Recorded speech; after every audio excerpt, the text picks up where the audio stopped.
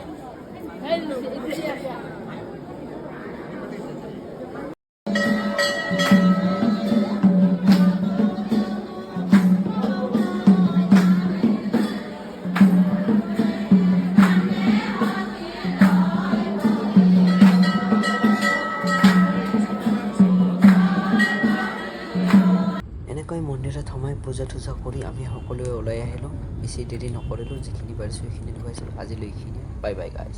আই hope ভিডিঅ'টো চাই ভাল লাগে।